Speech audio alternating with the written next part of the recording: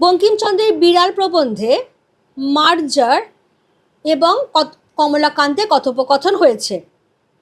মার্জারের যুক্তিপূর্ণ কথাবার্তা শুনে কমলাকান্ত তাকে বোঝাবার চেষ্টা করেছেন যে ধনী ব্যক্তিরা যদি ধনসম্পদ সঞ্চয় করতে না পারে বা যদি চোরের ভয়ে সেই সঞ্চিত অর্থ ভোগ করতে না পারে তাহলে সমাজে ধনবৃদ্ধি ঘটবে না।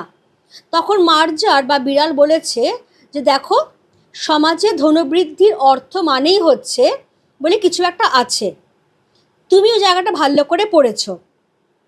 আমি তোমার কাছে অপশান রাখছি যে সমাজে ধনবৃদ্ধির অর্থ মানে কি, গরিবের দুর্দশা বৃদ্ধি, নাকি মধ্যবিত্তের ধনবৃদ্ধি, নাকি ধনীর ধনসম্পদ বৃদ্ধি, নাকি নিম্নবিত্তের সুখ বৃদ্ধি। বিড়াল পরিষ্কার বলেছে সমাজে ধনবৃদ্ধির অর্থ হচ্ছে ধনীর ধনবৃদ্ধি।